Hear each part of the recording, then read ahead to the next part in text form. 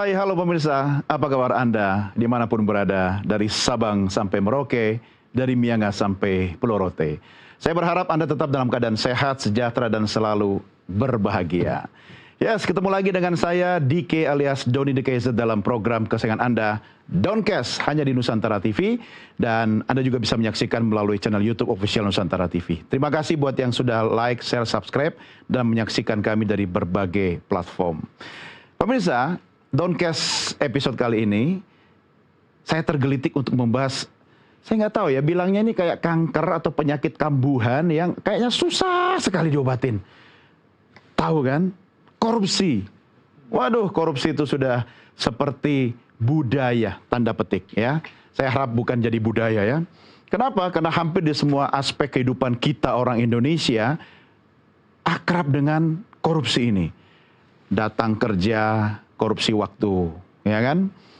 Urusan duit, korupsi. Apalagi kalau Anda melihat dua institusi di negara ini, kita bicara tentang urusan haji dan bea cukai. Waduh, kata orang di warung kopi, ngeri-ngeri sedap.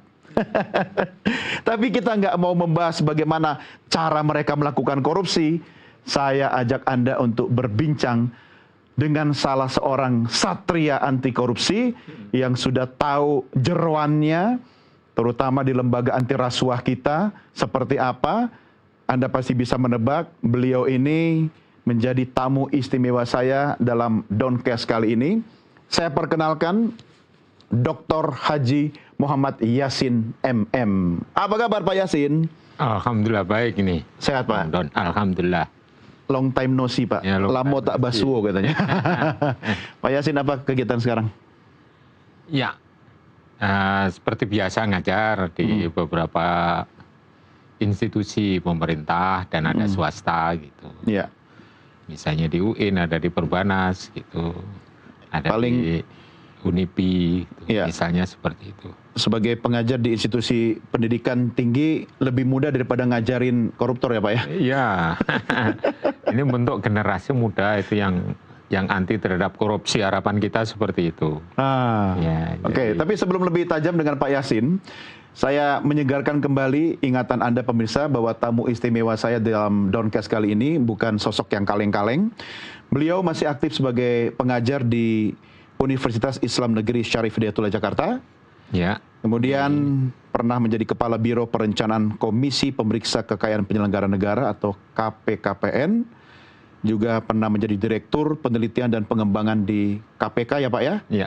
Dan juga Wakil Ketua Komisi Pemberantasan Korupsi di tahun 2007 hingga 2011. Dan pernah menjadi Inspektur Jenderal Kementerian Agama tahun 2012 hingga 2017. Makanya Pak Yasin, soal haji kan dulu di Kementerian Agama. Ya. Sekarang sudah ada Kementerian Haji yang khusus ngurusi haji. Ya. Menurut Anda itu sengaja diserahkan ke Kementerian khusus biar korupsinya lebih aman atau gimana Pak? Ya, itu salah satu dari program perbaikan untuk maksud dari pemerintah seperti itu. Jadi separation dari regulator dengan implementor. Regulatornya Kementerian Agama, kemudian ya pelaksana penyelenggaraan ibadah hajinya itu sekarang adalah Kementerian Haji dan Umroh, begitu. Sehingga dan bagian keuangan hajinya itu adalah BPKH. Jadi Badan Pengelola Keuangan Haji, itu terpisah lagi. Ya. Jadi, harapan kita bahwa dengan adanya pemisahan ini harus ada program-program yang lain yang tujuannya itu untuk membuat penyelenggaraan ibadah haji itu menjadi lebih berkualitas, berpihak kepada masyarakat, menghasilkan para haji yang katakanlah menjadi orang yang bertakwa, misalnya seperti itu. Di sisi lain tidak ada penyimpangan dari aspek operasional penyelenggaraan hajinya, pengadaan perumahan atau hotel, baik itu di Mekah maupun di Madinah, serta di Armina itu kan juga tenda itu kan juga pengadaan seperti itu. Layanan cateringnya, layanan transportasi lokal yang ada di sana, layanan-layanan yang lain yang berkaitan dengan misalnya saja pedoman yang ada di Indonesia. Ya. Jadi baik domestik maupun di internasional itu ada layanan. Di sini kan ada embarkasi, ada bagian katakanlah rumah-rumah untuk singgah dulu yang ada di Indonesia itu pemondokan haji, itu juga harus dikelola secara berkualitas gitu. Jadi tidak menyulitkan masyarakat yang berasal dari kampung-kampung itu tertampung dengan baik, terbina dengan baik, teredukasi untuk menjalankan syariah Islamnya itu dengan baik. Itu tujuannya ke sana. Pak Yasin, jemaah haji itu kan kita harapkan kembali menjadi mabrur dan mabruroh ya. Ya. Yang masalah ini yang mau kita diskusikan ini penyelenggaranya nih. Ya. Sudah banyak nama-nama Pak Yasin, Menteri Agama dari sebelum ada Kementerian Haji dan Umroh ini, yang harus berurusan dengan lembaga anti rasuah yang sempat Anda di dalamnya. Ya. Terakhir Gus Yakut nih. Ya. Ini jadi hobi atau apa ini Pak? Yaitu ada katakanlah loophole. Loophole itu adalah lubang-lubang. Lubang itu artinya kegiatan yang memungkinkan orang itu untuk bisa berbuat menyimpang untuk tujuan-tujuan tertentu yang ada indikasi itu memperkaya diri sendiri, orang lain, dan pihak korporasi. Pihak korporasinya kan banyak di situ. Para penyedia jasa catering, penyedia hotel, penyedia transportasi lokal, penyedia transportasi udara. Nah itu semuanya udah kesentuh dengan KPK. Garuda pun kan juga pernah kesentuh KPK, tapi dalam tidak harus langsung secara langsung hubungannya dengan haji ya. Pengadaan pesawat itu kan juga diproses oleh KPK. Nah kemudian yang berkaitan dengan pengadaan barang dan jasa pada zamannya Pak Menteri Pak Yakut, tidak hanya Pak Menteri Surya Dharma Ali almarhum, mudah-mudahan dimuliakan oleh Allah ya. Tidak hanya itu, tapi sampai sekarang pun itu masih diproses hukum oleh KPK. Jadi bukan kuota haji saja yang diproses oleh KPK itu, tapi juga dari sisi pengadaan barang dan jasa khususnya yang berada di luar negeri, yaitu pengadaan hotel, pengadaan catering, dan pengadaan transportasi dari Mekah ke Madinah, transportasi lokal yang namanya bis sholawat, apa itu kan sedang diperiksa oleh KPK. Ini kenapa ya Pak Yasin, korupsi itu kan selalu dimulai dari niat kan? Ya. Kalau sudah ada niat kemudian mencari peluang, walaupun aturan mainnya sudah cukup ketat, tapi selalu ada cara untuk mencari peluang. Yang Anda katakan tadi ini kan kasusnya pengadaan di luar negeri gitu kan? Ya. Emang dipikirnya koruptor itu kalau kejadian di luar negeri itu aman begitu atau gimana? Ya, berpikirnya seperti itu karena peraturan pengadaan barang dan jasa itu tidak berlaku di luar negeri kecuali katakanlah itu dasar-dasar atau prinsip dasar pengelolaan barang dan jasa itu harus diterapkan juga walaupun itu pelaksananya berada di luar negeri. Apa itu? Yaitu efisiensi dan transparansi. Itu harus diungkapkan walaupun sistemnya tidak harus seperti di Indonesia. Misalnya pemilihan tendernya tidak seperti Indonesia persis, tapi juga tetap mengacu kepada siapa penyedia barang dan jasa yang bisa memenuhi spesifikasi teknik yang disyaratkan dalam pengadaan, dan di samping itu harganya kompetitif, itu tetap harus dipilih. Nah itu yang tidak dilaksanakan dikala pengadaan barang dan jasa itu dilakukan baik di Mekah maupun di Madinah. Berapapun itu alasannya bahwa di Madinah tidak bisa Pak Yasin, itu kita itu menawar harga tidak bisa. Nggak bisa ya. Ya kita harus tunduk kepada harga yang ditawarkan oleh majmuah itu. Termasuk di Mekah itu oleh koordinator untuk pelaksanaan itu yang namanya yaitu markasiyah. Jadi kita harus tunduk penyewaan itu. Tapi sebenarnya berdasarkan pengalaman di tahun 2015 menuju ke 2016 itu bisa. Jadi ditawar secara kompetitif harganya, kita bisa memilih hotel yang baik, jadi tidak seperti apa yang dia kendaki. Setelah berkompromi dengan pihak-pihak atau oknum tertentu, baik legislatif maupun eksekutif, akhirnya kita mendapatkan variasi hotel itu yang sangat tajam perbedaannya. Artinya itu ada yang bagus, ada yang bintang 5, ada yang kayak seperti apartemen yang tidak terurus seperti itu. Jadi sangat disparitasnya sangat tinggi, yaitu gapnya sangat tinggi ya, sehingga menjadikan ternyata uang mengalir. Nah, bagi pihak sana memang tidak bisa diproses hukum. Memberi suap atau bribery atau gratifikasi itu tidak bisa diproses hukum. Nah, di Indonesia itu gratifikasi itu kan tetap bisa diberlakukan tuh seperti itu, uang-uang seperti itu. Itulah yang sulit untuk dihapuskan di sana karena sifat karakter dari orang-orang sana itu adalah charitable person, yaitu orang yang sangat cuanable. Cuanable itu artinya Cuanisasi. Ya, artinya gampang memberi ya, dermawan lah. Dermawan begitu. ya. Dermawan orang sana. Nggak ngitung-ngitung duit misalnya 1 miliar, 2 miliar itu kecil karena pendapatan mereka itu ratusan miliar di satu musim saja. Ini kan kita bangun kampung haji kan di sana kan. Artinya kan pemerintah akan membangun infrastruktur dan artinya menggunakan lahan di sana, ada proses pengadaan dan sebagainya. Pak Yasin melihat ini akan ada peluang, ya mudah-mudahan tidak terjadi, tapi ini bisa jadi pintu penyalahgunaan lagi nggak? Kalau yang saya dengar sebelum ya pelaksanaan dari proyek ini, tetap saja yang membangun itu Arab Saudi.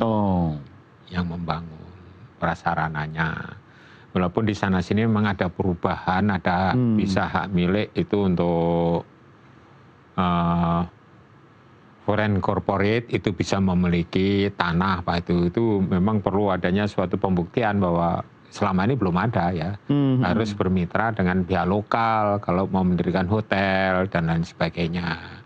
Nanti kalau semua bisa, misalnya 100% foreign direct investment misalnya dalam bidang hotel, nah orang sana kerja apa? Tanahnya kan tidak subur seperti Indonesia. Nanam singkong nggak bisa, nanam pisang nggak bisa kan begitu. Mereka nggak punya kus plus soalnya. Punya kus plus. Lah itu kan haji itu kan istilahnya kalau bicara kreativitas Pak Yasin, koruptor itu selalu ada cara. Padahal kalau kita bicara haji itu kan urusannya sangat dekat urusan keilahian kita sebagai manusia kepada Sang Pencipta kan. Kayak gitu aja masih dikorupsi. Soal kuota, ya sebutlah nama, ada nama dan sebagainya. Anda melihat ini apakah sudah menjadi tradisi dan budaya atau kenapa, Pak? Ya karena menangkap peluang yang menggiurkan. Dari sisi bisnis harus nangkap peluang, Pak. Ya nangkap peluang bisnis, untungnya banyak. Karena membeli tahun itu dan berangkat di tahun itu pula, itu masyarakat itu akan yang katakanlah yang punya duit akan senang yang seperti ini, tidak harus melalui antrian. Padahal di pasal 64 ayat 2 dan ayat 4-nya itu, ayat 4 khususnya itu kita harus memenuhi urut-urutan dari antrian pada saat kita transaksi awal membayar uang muka itu. Nggak bisa tahun ini berangkat tahun ini. Itu menyalahi Siskohat, sistem ya informasi haji itu. Nah, kalau yang demikian itu artinya apa? Ya karena untungnya banyak makanya dia lupa bahwa ini ada misalnya kalau yang seperti ini adalah mengandung unsur katakanlah dosa, unsur horornya ya, karena melanggar aturan dan melanggar aturannya apa? Itu kan katakanlah mendolimi orang yang ngantrinya itu 17 tahun sampai 47 tahun. Nah, dia menyerobot yang seharusnya tidak dialokasikan untuk itu. Jadi kalau ada yang bahas, pasal 9-nya kan itu diskresi menteri, ya enggak. Diskresi menteri itu harus tetap merujuk kepada pasal 64, enggak bisa itu. Diskresi menteri terus kemudian ada tambahan kuota ya mau-maunya menteri. Ya itu enggak bisa, tetap harus proporsional, 8% untuk haji khusus dan 92% itu untuk haji reguler. Itu harus dibagi seperti itu. Jadi memenuhi rasa keadilan. Tapi kalau koruptor sudah lihat peluang cuan itu dosa kayaknya udah lupa ya. Karena dia mikirnya nanti kalau dosa kan urusan sama Tuhan ya. Urusan sama Tuhan nanti pergi haji 2 kali udah selesai kan gitu. Padahal kalau mengulang dosa itu nggak akan diampuni. Itu di syariat Islamnya kan seperti itu. Jadi jangan menggantungkan bahwa Tuhan itu maha pengasih dan maha penyayang, pasti diampuni yang begini ini. Tapi berulang-ulang. Ya, dia korupsi biar bisa berhaji berkali-kali. Padahal sebenarnya kalau orang nggak mampu pun, kalau sudah dipanggil akan dimampukan ya Pak ya? Nah makanya itu akan dimampukan. Nah ini kan sebaliknya, dia mengambil kesempatan tapi dengan mendolimi atau melukai masyarakat yang sedang antri, yang membayarnya pun juga sulit. Masa disorot terus sampai dia mati nggak berangkat haji. Pak Yasin, nah, ini kalau serempet-serempet dikit ke aspek politiknya nih, katanya Gus Yakut ini sebenarnya soal Caimin aja nih yang sebel sama dia ini. Ini keluarga NU lagi rame nih katanya nih. Anda melihatnya gimana nih? Ya sebenarnya itu kan hanya ditarik-tarik, dibuat bahwa itu seperti pemikiran yang logik. Tapi sebenarnya kalau KPK menangani kasus itu murni perkara pidana.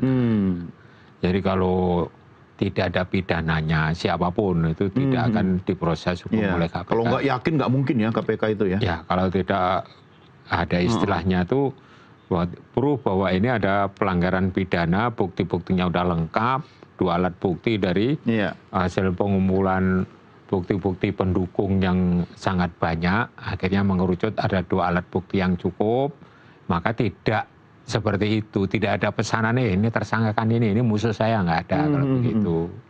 Jadi kalau ada katakanlah sinyalemen atau isu-isu yang diarahkan itu penjeratan Yakut ini berkaitan dengan kasus politiknya Gus siapa itu namanya? Gus Imin, itu saya kira atau Caimin. Saya kira kalau menurut pandangan saya itu nggak pas tuh, tidak pas. Jadi nggak ada unsur politik atau nggak ada kepentingan politik apapun kalau KPK itu. Kalau cocokologi pasti apa aja cocok ya. Tapi KPK nggak lihat ke situ ya? Nggak lihat ke situ, nggak cocokologi itu. Kita kan masih mengharapkan kepercayaan publik atau public trust lah pada lembaga ini. Begitu ada kesalahan yang dia perbuat, maka berubahlah tuh marwah KPK itu menjadi ya lembaga yang tidak dipercaya kan. Mahal tuh harganya itu public trust atau kepercayaan publik itu. Sehingga itu yang dijaga oleh KPK, saya kira itu teman-teman kita yang masih ada di sana. Pak Yasin, Anda MM-nya di Indonesia, tapi doktornya di Filipina ya? Ya, saya ada 2 doktor di bidang ekonomi dan 1 bidang hukum pidana itu dari UNPAD. Yang hukum pidana Universitas Pajajaran? Pajajaran, masternya juga dari Pajajaran, ada MH, saya bukan MM saja. Oh, MH ya? Nah, kalau MM dari Filipina, dari Technological University of the Philippines. MM-nya dari Filipina ya? Ya. Oh, oke. Tapi terus PhD-nya juga dari Filipina. Oh, PhD-nya apa, Pak Yasin? Bidang applied economic-nya itu manajemen. Tapi hukum pidana di UNPAD, master dulu baru hukum pidana. Iya, Anda belajar ekonomi, belajar hukum, artinya kan makomnya udah tidak bisa diragukan lagi. Pertanyaan saya, negara ini kan tidak kekurangan orang pinter. Tapi kenapa lebih banyak koruptor yang pinter-pinter ngakalin aturan ya? Koruptor itu nekat gitu, karena untuk kepentingan kelompok, kepentingan pribadinya. Dia lupa bahwa yang namanya jabatan itu amanah. Ya, kalau dia tidak dilaksanakan dengan baik, nanti timbulnya penyesalan. Dan harta hasil korupsi bukan rezeki ya? Iya, bukan rezeki. Penyesalan tidak hanya penyesalan di dunia setelah ditangkap KPK, bukan ya. Bisa saja berlanjut nanti. Kalau dia tidak bertobat. Kan katanya begitu. Koruptor begini, kalau pas ketangkap itu lagi apes. Lagi apes. Katanya begitu, gimana? Ya kalau dihitung persentase, itu apa saja itu bupati wali kota yang ditangkap. Jumlah bupati wali kota itu lebih dari 534. Betul. Nah, setahun kalau ketangkap 5 itu berapa persen? 0,3 atau 0,5. Masih 0, lah ya. Itu apa saja. Jadi makanya korupsi itu terus seperti itu. Pokoknya jangan sampai kena apes gitu ya. Iya, jangan sampai kena apes. Makanya itu PR besar. Nggak selesai, maka IPK kita bukannya semakin bagus, tapi sekarang turun. Baru kemarin diumumkan bahwa Indonesia di bawah Timor Leste, di bawah tuh Botswana, di bawah apa itu Ethiopia, gitu. kan sangat memprihatinkan bahwa kita ini apa-apa ada di sini. Iya, iya. Negara dengan sumber daya alam yang kaya, tapi dikelola dengan cara katakanlah tidak bagus. Kalau menurut saya itu rakus sih Pak ya. Mismanagement. Jadi bukan governance yang disertai dengan good, tapi bad governance. Bad governance. Suap merajalela kemana-mana. 34 tuh jelek sekali. Jelek ya Pak? Jelek sekali itu. Di bawah negara-negara yang sangat, misalnya saja uncivilized saja di atas kita malah. Misalnya Timor Leste yang baru lahir itu di atas kita, coba. Karena maraknya korupsi itu yang berkaitan dengan semua sistem belum disentuh untuk menuju ke arah perbaikan atau reform. Jadi birokratik reform itu dan governance reform itu ada di legislatif, yudikatif, eksekutif, BUMN.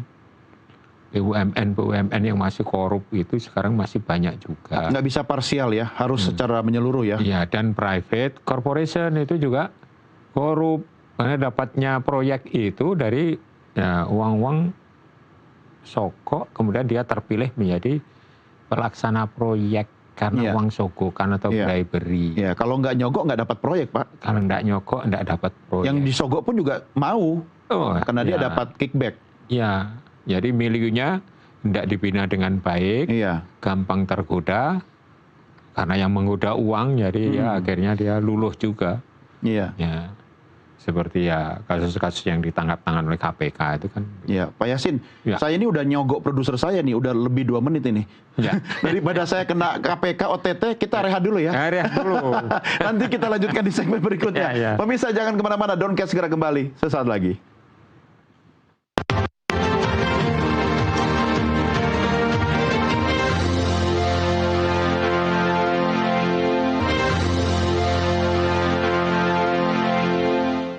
Terima kasih pemirsa masih tetap setia bersama kami dalam Downcast. Saya DK alias Doni The Kaiser masih berbincang hangat dengan Pak Yasin, orang yang tahu jeroan ordal lah Pak Yasin ini ya.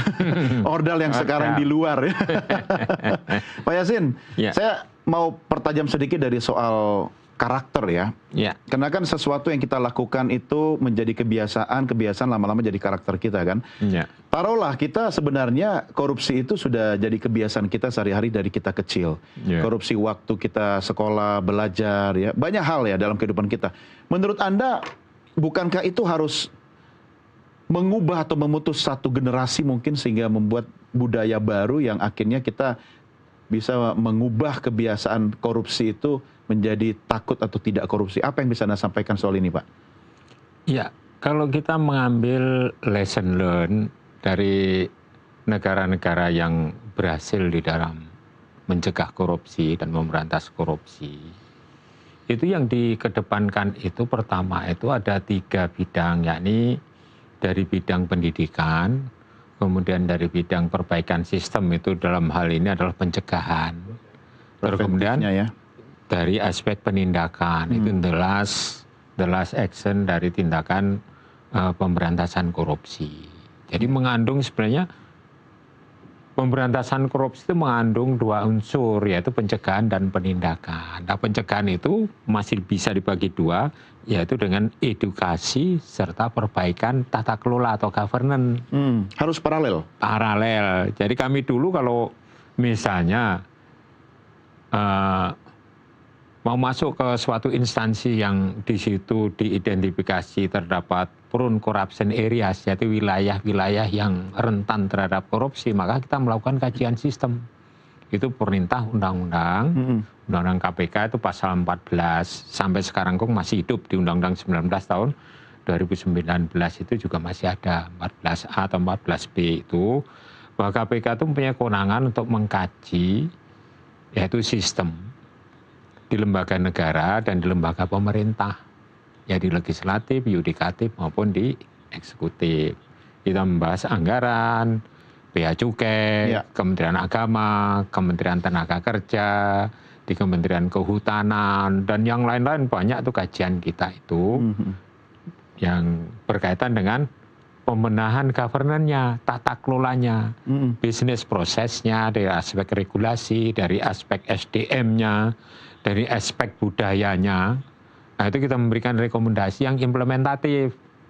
Nah, itu suruh melaksanakan, misalnya haji dulu. Kita kaji ada 48 titik temuan yang berpotensi menimbulkan korupsi. Kami masih di KPK. Atas persetujuan dari 5 pimpinan, ya Pak Yasin aja yang mengundang. Oh ya, kami undang sebagai wakil dari 5 pimpinan, semuanya itu sebutannya kan pimpinan, itu 5 orang itu. Nah, kami menemui Pak Menteri Agama bersama jajaran eselon 1 semuanya itu. Saat itu adalah Pak Surya Dharma Ali. Pak, ini hasil kajian sistem di KPK, tim kami menemukan 48 wilayah atau areas yang berpotensi itu bisa menimbulkan korupsi apabila tidak segera dibenahi. 48 area itu banyak atau biasa? Ya banyak. Banyak ya? Karena satu area nilainya bisa fantastis begitu Pak ya? Enggak, kegiatan bisnis proses itu. Iya, yang berpotensi ya, berpotensi korupsi. Ini.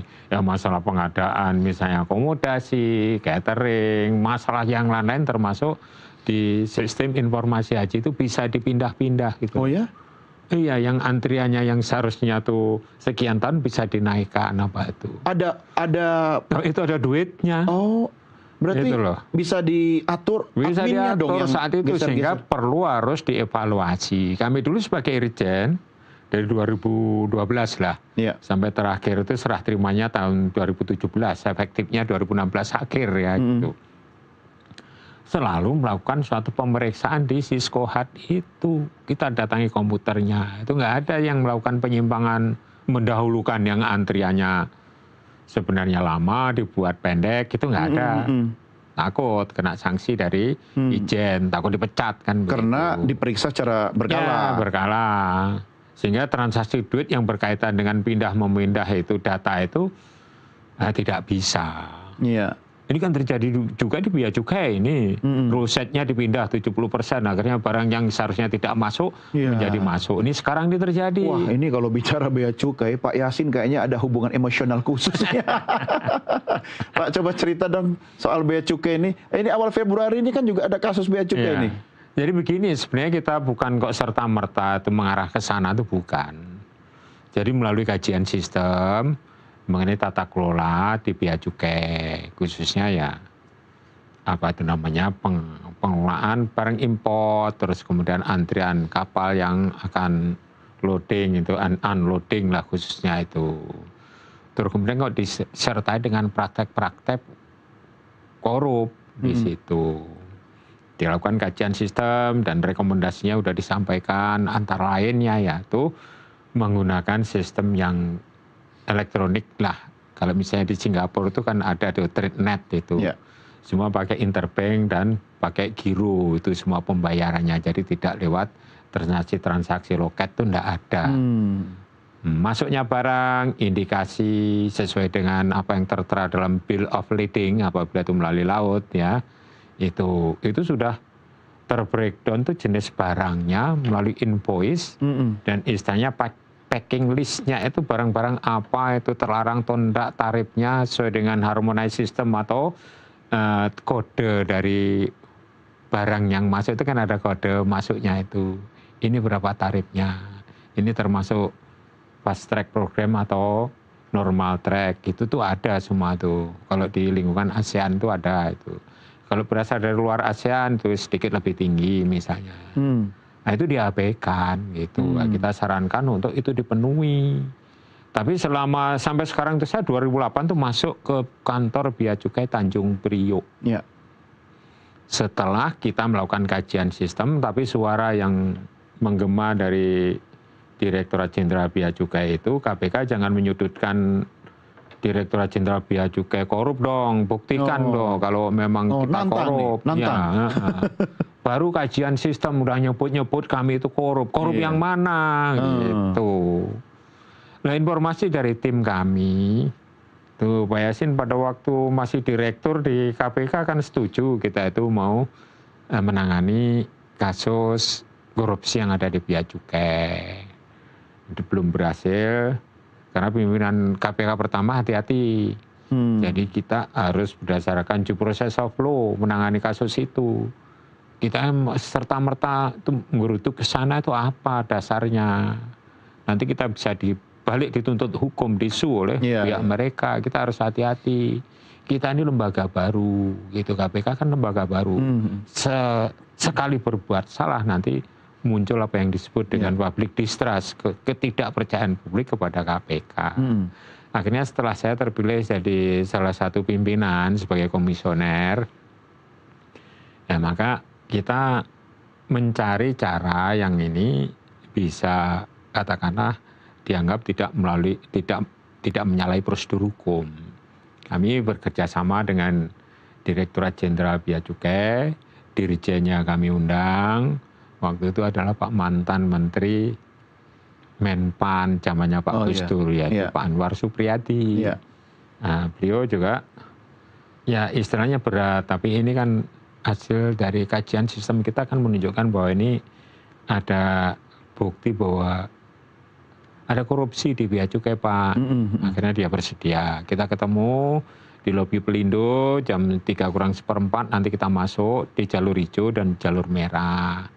Jalur merah saya dengan Bapak, diikuti dengan beberapa staf kami. Nanti di jalur Kenapa sampai diatur sedetail dan seteknis itu masuknya? Ya nanti kalau kita nggak diatur secara teknis dan sifatnya adalah dadakan, dadakan dalam actionnya ya, itu nanti mengamankan uang nggak ada di laci dong. Oh. Jadi harus bukannya harus kejutan, Pak? Iya. Jadi artinya staf-stafnya itu tidak tahu bahwa kita tuh mau datang gitu. Oke. Hanya Pak dirjennya saja yang tahu. Loh, berarti saya harus mengajak direktur atau Pak, beberapa direktur. Enggak Pak. Padahal direkturnya yang main. Eselon 2 ya Pak? Ya untuk kali ini ya. Terus kemudian saya bilang Pak staf saja, pengawas internal sajalah 2. 1 di jalur hijau, 1 di jalur merah. Nanti yang jalur merah menemani Bapak dan saya masuk di lantai 3. Nggak boleh bocor itu? Nggak boleh bocor.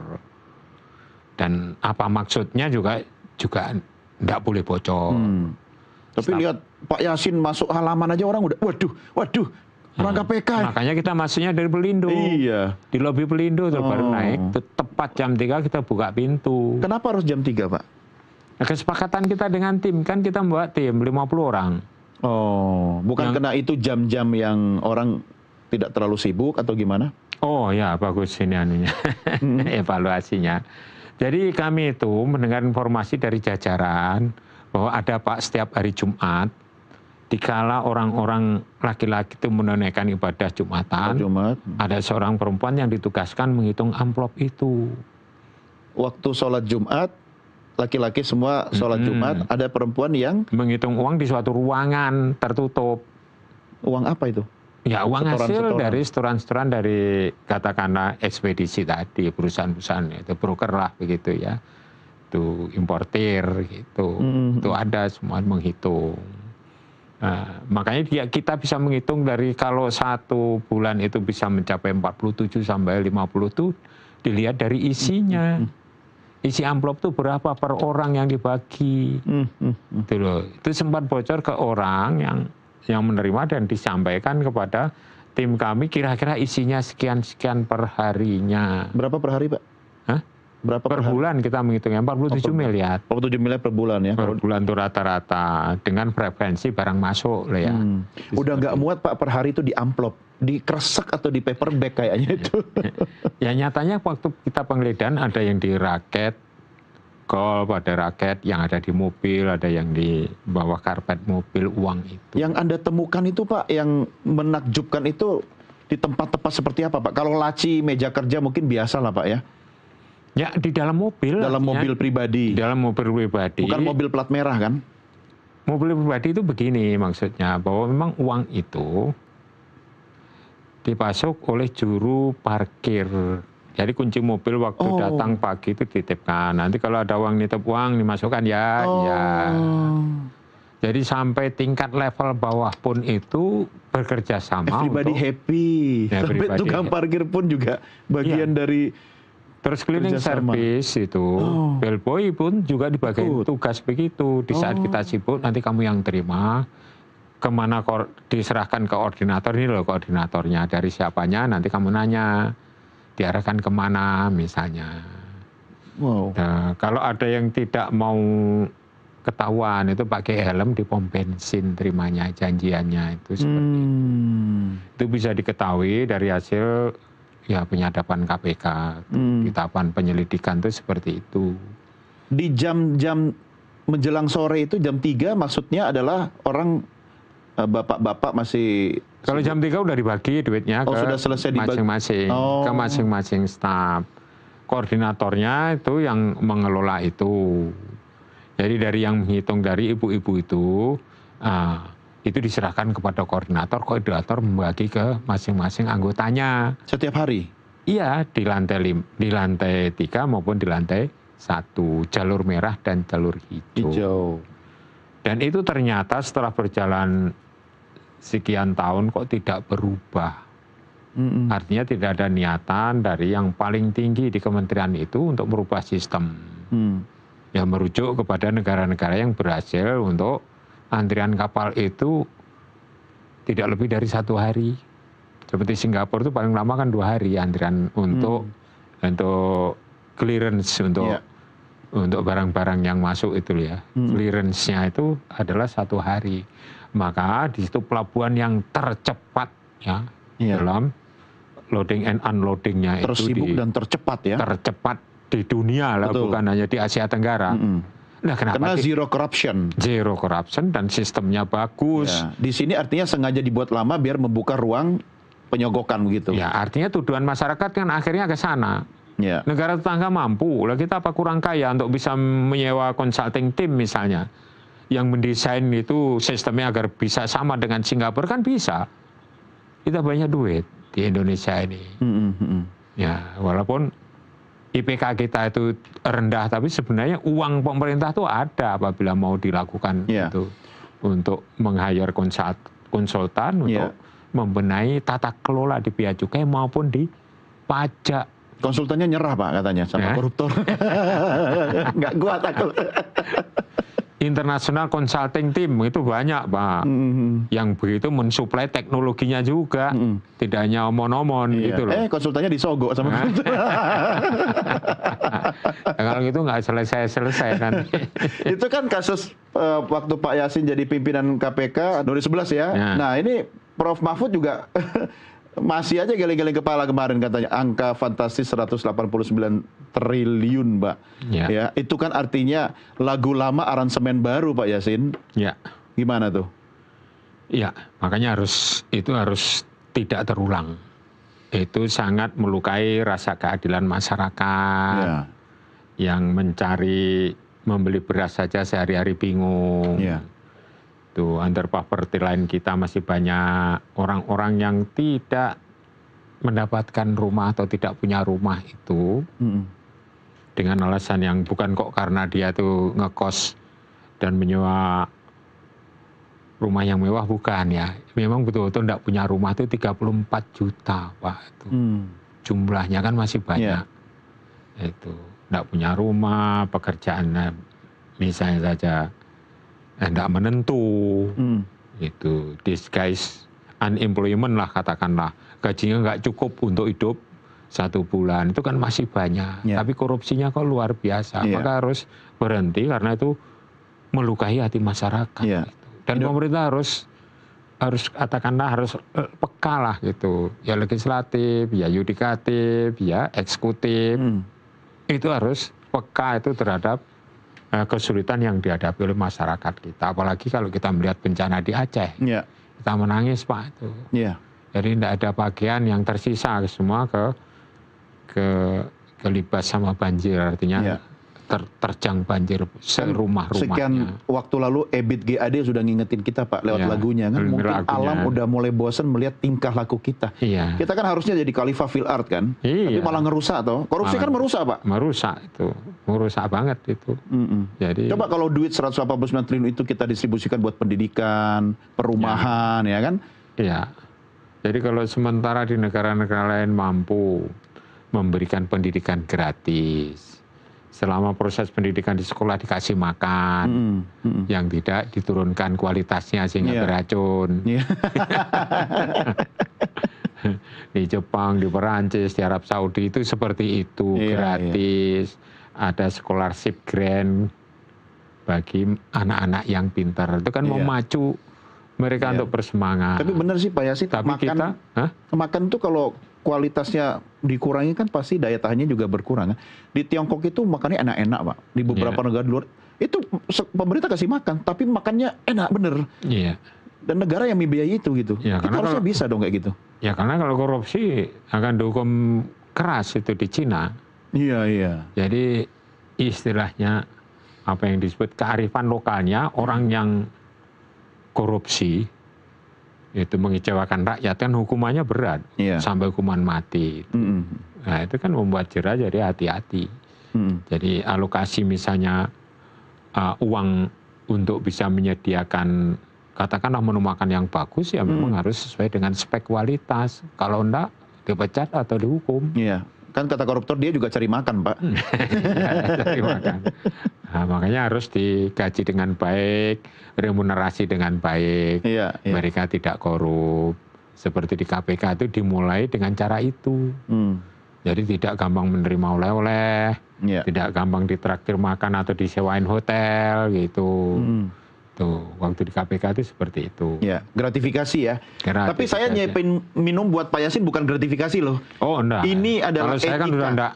Sekarang kan sudah enggak di KPK. Ya enggak, saya kan mau ngerayu cari informasi dari mantan ordal nih. Jadi saya kasih minum ya kan. Ini bukan gratifikasi loh Pak. Ini adab menerima tamu ya Pak ya. Iya, setuju ya Pak ya. Salam dulu biar enggak selek Pak.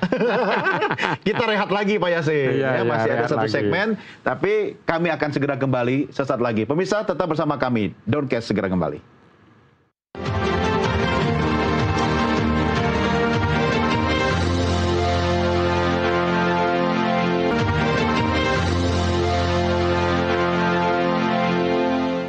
Terima kasih masih tetap setia bersama kami dalam Downcast. Saya Diki alias Doni The Kaiser, masih ngobrol tepi jurang dengan Pak Yasin. Pak Yasin, kita tentu berharap ya, korupsi itu harus enyah dari bumi Nusantara. Ya minimal pelan-pelan lah Pak ya. Cuma kadang saya pesimis Pak. Karena banyak faktor yang dari awal juga kita diskusikan tadi, kok malah menambah ketidakyakinan saya. Kalau kita tidak melakukan revolusi secara menyeluruh, termasuk di aspek pendidikan yang Anda katakan tadi. Kalau saya bertanya secara instan Pak Yasin, menurut Anda dan pengalaman Anda selama ini, apakah ada pil instan yang mungkin kita bisa teguk, kita bisa minum untuk paling tidak melakukan upaya pengurangan angka korupsi di tanah air kita Pak? Ya, idealnya bertahap memang. Jadi tidak bisa instantly, karena merubah mental sikap dan proses untuk katakanlah membuat pelaksanaan kerja operasional di masing instansi itu bisa berjalan dengan baik dan berubah menjadi yang paling baik, itu tidak bisa instan. Jadi instan yang kita maksudkan tidak melebihi 5 tahun misalnya itu. Oke, tetap ada batas waktu ya. Jadi kalau lesson learned yang kita petik ya dari negara yang sepantaran Indonesia itu Korea Selatan, merdeka tahun 1947, Indonesia 1945. Dia juga ada pergulakan perang Korea Selatan, Korea Utara. Nah, kita kan juga ada 48 itu Belanda kembali lagi ke Indonesia, itu kan begitu, hampir samalah ceritanya. Di saat menghadapi krisis ekonomi di tahun 98, itu presidennya itu menyatakan bahwa saat sekarang itu waktunya kita itu untuk membuat katakanlah literasi tentang digitalisasi kepada masyarakat. Itu krisis yang menimpa Korea Selatan, Malaysia, Thailand, Indonesia itu kan tahun itu. Nah, dia dalam jangka waktu sekitar 4 tahun atau kurang sedikit lah 3 tahun itu bisa survive dan bisa recover. Cepet dong. Iya, recovery dia itu. Karena dengan sistem itu yaitu apa yang dia perbaiki adalah layanan publik dengan sistem digitalisasi. Yaitu Ministry of Home Affairs itu memperkenalkan itu ke seluruh wilayahnya. Sehingga kita tuh harus ada istilahnya City of Integrity, mana yang berlomba untuk kebaikan gitu. berlomba untuk kebaikan. Untuk apa? Itu pembenahan sistem di instansinya sehingga yang urusan public services yang berkaitan dengan layanan masyarakat, layanan istilahnya tuh apa itu ya, perizinan dan non perizinan itu tidak ada biayanya kecuali memang tertera stated di dalam suatu formulasi dari pengurusan itu. Dan langsung masuk ke negara. Dan langsung masuk ke negara dan bayarnya tidak di loket itu. Transfer jadi, bank ya? Transfer bank. Kalau di sini ditanya lagi, bank siapa? Bang Joko, Bang Slamet?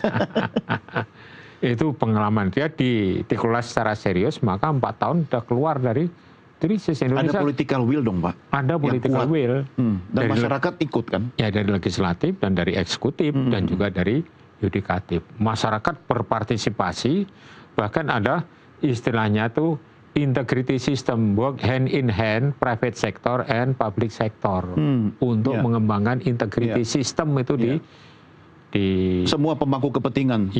Pemangku kepentingan di Korea Selatan. Nah, kalau di Indonesia ya pasti ditambah lagi dengan pendidikan kepada masyarakat itu. Kita kan sudah langsung pemilihan umum, pemilihan langsung maksud saya, mohon maaf tuh. Rakyat itu jangan mempan kalau misalnya dikasih beras atau dikasih duit sekian terus memilih yang ngasih duit itu jangan dipilih orang yang ngasih itu. Tapi katanya terima duitnya belum tentu milih orangnya. Seharusnya begitu. Nggak apa-apa kan? Ya, tapi ya biar membuat kapok yang ngasih kan, akhirnya nggak ada suap menyuap di. Ya kalau perlu minta yang banyak gitu kan. Ya, kalau milih siapa ya urusan saya dong. Edukasi agar punya political maturity yang bagus tuh masyarakat itu. Dengan pengalaman-pengalaman yang sudah gara-gara kamu disogok salah memilih pemimpin yang tidak amanah, korupsinya malah merajalela. 5 tahun menderita. Ya, 5 tahun menderita atau bahkan lebih dari itu. Ya, saya kira melalui edukasi dan melalui katakanlah apa yang disebut dengan perubahan sistem itu secara instan. Sehingga bribery atau suap menyuap itu merata. Di sektor swasta tidak ada, bisnis anti suap, di pemerintah juga nggak ada, di berbagai remunerasi. Tapi di rumah sakit Pak Yasin banyak sekali suap terjadi. Pasien nggak bisa makan di suap, Pak. Pak Yasin, ini saya nggak tahu, Anda melihat sesuatu yang positif atau malah sebenarnya kurang baik soal trust and distrust antar lembaga. Kejaksaan Agung Republik Indonesia sama KPK kan sekarang lagi balapan nih. Ya, maafkan istilah saya ya, mungkin kurang tepat. Tapi kan kalau masing-masing berusaha menunjukkan kinerja dan prestasi untuk pemberantasan korupsi itu bagus dong. Ya kan? Anda melihatnya seperti apa? Ya, itu sebenarnya fungsi koordinatif itu diatur di dalam salah satu tugas KPK, yaitu koordinasi, supervisi, penindakan, pencegahan, dan monitoring. Nah, koordinasi itu ya memang kita harus berkoordinasi yang pertama dengan sesama penegak hukum, dan yang kedua berkoordinasi dengan lembaga-lembaga lain yang non penegak hukum, baik kementerian maupun non kementerian, pusat maupun daerah dalam rangka pencegahan. Itu ada tuh programnya. Jadi kalau berbalap untuk misalnya dibagi ini ditangani polisi, kasus yang sama ditangani juga oleh KPK, ditangani oleh kejaksaan, itu nggak apa-apa, saling memberikan informasi, saling mendukung, hubungan kelembagaan bagus.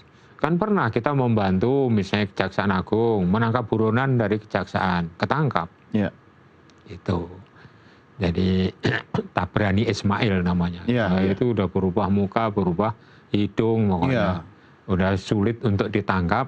Tapi pita suaranya nggak berubah kan kalau suara. Nah itu diidentifikasi oleh KPK. Dia belum sempat operasi pita suara. Akhirnya ketangkap diserahkan ke Kejaksaan Agung. Itu bukti koordinasi. Dan yang lain-lain misalnya hal yang sulit untuk ditangani oleh Kejaksaan Agung serahkan ke KPK. Itu ada aturannya di pasal 9 itu. Demikian juga kepolisian juga begitu, ada koordinasi seperti itu. Yang penting hubungan antar kelembagaan itu harus dibina dengan bagus, jangan sampai ada cicak dan buaya baru gitu loh. Komunikasi selama ini tetap bagus kan? Waktu Bapak masih di dalam KPK sendiri? Ya dibuat bagus, harus bagus. Karena harus kita bagus, punya misalnya kalau gelar kasus di bidang penindakan itu kan ada sifat koordinasi kan, saling memberikan masukan, yaitu komplementari ilmu di dalam penindakan itu ya diberikan juga kepada kepolisian dan kejaksaan dan sebaliknya. Jadi komplementari itu saling melengkapi, diskusi di situ sehingga kasus itu bisa proses hukum sesuai dengan aturan yang berlaku atau due process of law dan berhasil. Jadi meningkatkan conviction rate-nya itu menjadi bagus gitu. Kalau bicara trust, masyarakat paling senang itu, dan ini kan soal bagaimana misalnya KPK nih Pak, OTT, ya kan? Wah itu masyarakat langsung tingkat kepercayaannya kepada lembaga KPK itu naik Pak. Tapi apakah harus seperti itu selalu OTT untuk menunjukkan kinerja sebuah lembaga anti rasuah atau gimana? Ya sebenarnya OTT itu bisa dilakukan oleh penegak hukum lain selain KPK juga, misalnya kejaksaan dan kepolisian. Tapi berhubung KPK itu dianggap sebagai katakanlah apa itu namanya lembaga yang punya suatu kekuasaan yang luar biasa yaitu apa itu istilahnya extraordinary crime untuk menangani kasus extraordinary crime yaitu extraordinary body, sehingga bisa melaksanakan an extraordinary ways. Jadi diatur di undang-undang itu yang boleh melakukan penyadapan di tahapan penyelidikan itu hanya KPK. Itu loh. Tapi kalau yang misalnya begitu yang ditangkap itu ya jaksa dan hakim, kita kan berkoordinasi dengan bagus. Misalnya waktu cek hakim di Depok, koordinasi dengan MA pasti itu hubungan kelembagaan tetap dibina. Nangkap jaksa, ya koordinasi dengan Kejaksaan Agung. Terus akhirnya ya diserahkan untuk proses hukum lanjutnya ke Kejaksaan Agung. Sehingga tidak akan kehilangan muka masing-masing itu, saling menghargai gitu loh. Jadi dengan cara itu saya kira ke depan akan lebih bagus tuh kerjasama antar lembaga itu. Tapi yang punya hak menyadap itu bukan cuma KPK loh Pak. Loh iya Kejaksaan Agung dan kepolisian punya. Ada satu lagi. Apa itu? Istri saya, Pak. Dan terang-terangan. Terang-terangan. Ya, kalau itu udahlah. Ya, kalau itu ya kita harus menyerah kan itu. Iya, demi rumah tangga yang bahagia, Pak. Lagi pula apa sih yang harus dirahasiakan kepada pasangan kan? Nah, kita nggak bisa merahasiakan lah kepada pasangan kita. Apalagi kalau kita melakukan kesalahan korupsi itu mungkin kepada orang lain masih bisa, tapi kepada Tuhan nggak ada rahasia. Pak Yasin, aduh, ini harus closing nih, Pak. Tapi satu kata dari Bapak untuk penonton kita agar kita nggak ketemu ini yang membahas angka korupsi yang fantastis melulu, Pak. Apa yang bisa Anda sampaikan? Ya, jadi masyarakat harus berpartisipasi aktif di dalam pemberantasan korupsi itu. Loh, dengan cara apa? Kan diatur dalam PP nomor 43 tahun 2018. Jadi partisipasi aktif masyarakat itu memang dibolehkan oleh pemerintah, ada peraturan pemerintah, dan bahkan diberikan suatu hadiah atau financial reward. Tapi itu juga disembunyikan oleh penegak hukum, artinya tidak diumbar. Ini loh yang berikan laporan ke saya itu kan enggak. Jadi pesannya kepada masyarakat teruslah untuk belajar di bidang hukum melalui mendengarkan siaran-siaran semacam ini, dan juga ada hal-hal yang berkaitan dengan katakanlah perbaikan etik dan moral yang masing-masing itu pasti ada di masing-masing keluarga. Itulah yang harus ditaati. Jangan sampai mengambil suatu milik yang atau bukan haknya. Yang bukan haknya itu. Tapi saya setuju, keluarga itu utama. Keluarga itu madrasah utama loh. Madrasah utama. Jadi harus edukasi di lingkungan kecil, yaitu keluarga itu menjadi penting untuk menghindarkan dari perbuatan-perbuatan yang menyimpang. Makanya bapaknya jangan ngelarang anaknya korupsi, tapi bapaknya malah nyontoin, selalu terlambat, selalu. Atau bapaknya dilibatkan seperti Bupati Bekasi. Waduh. Wah, ini menarik lagi. Tapi nggak bisa habis daun kes kali ini, Pak Yasin. Oke, Pak Yasin, terima kasih ya. Ya, sama-sama. Pak, terakhir hobi apa, Pak, yang sering dilakukan sekarang? Sekarang olahraga, ada home gym, ada lari gitu. Lari ya? Oke. Kalau saya olahraganya makan, Pak. Karena istri saya tukang masak, Pak. Pak Yasin, terima kasih sudah hadir bersama kami. Iya, terima kasih kembali. Sehat selalu Pak Yasin. Bangga, Sebelum ya, berpisah, amin. kita selfie dulu Pak ya. Iya. Nah, 3, 2. Oke, terima kasih Pak Yasin. Sehat Ya. selalu. Ya, Salam buat sama-sama, keluarga. ya. Dan pemirsa, terima kasih sudah bersama kami dalam Downcast. Sampai jumpa di episode berikutnya. Saya Doni De Keyser. Merdeka.